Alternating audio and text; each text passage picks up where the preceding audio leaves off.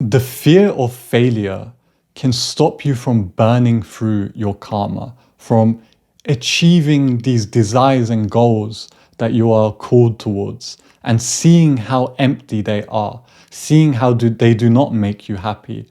And this fear can stop you from wholeheartedly committing to a spiritual practice or raising your consciousness.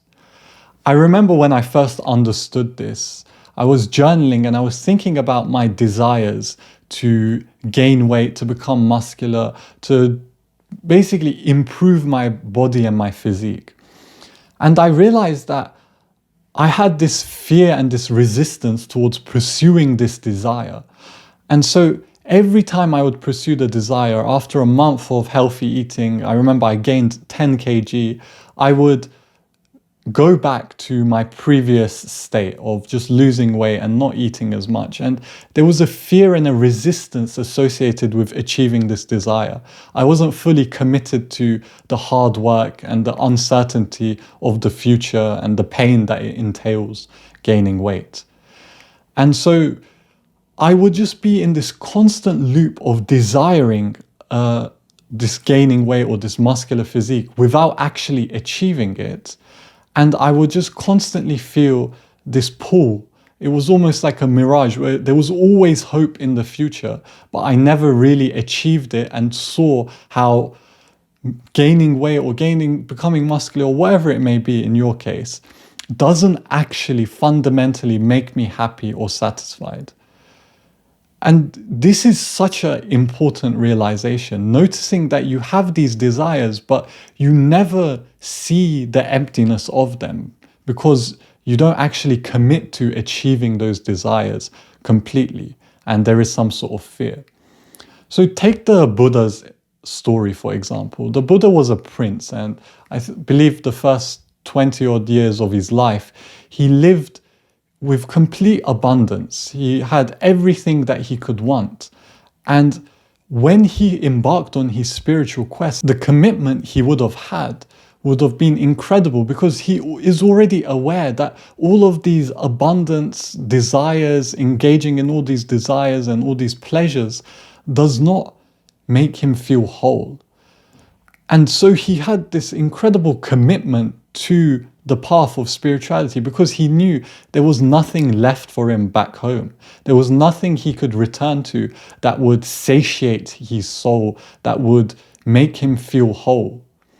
And so in our case, if you've clicked on this video, we're in the process of burning through our karma. So there are certain desires and things that we want to achieve because of our conditionings, because of our situation, because of our karma.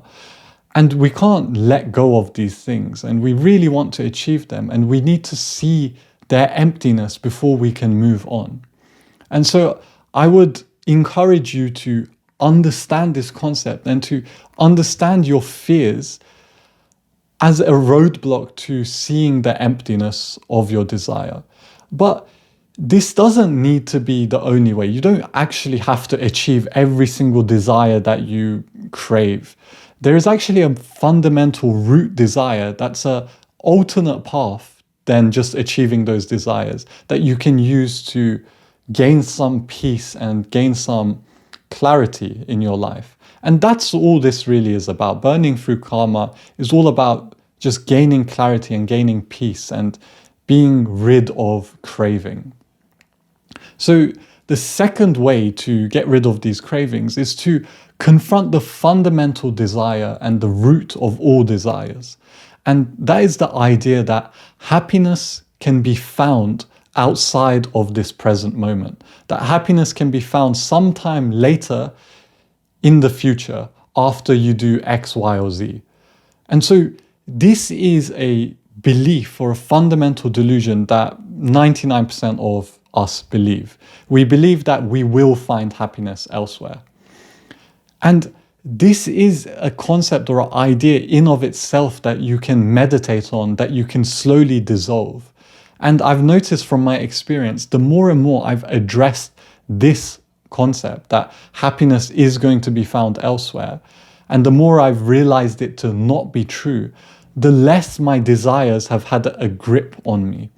the less I feel that I have to achieve every single desire that I want. Because I realize more and more that happiness can be found right now, and it can only be found right now. This is just some food for thought. I thought I'd share this insight that I had. And in an attempt to help you zoom out a little bit and look at this perpetual cycle of desire that we're trapped in, and the role fear plays in keeping that cycle going, the role that it plays in keeping you stuck and hoping and desiring and pushing everything off into the future. So hopefully it helped, and take care.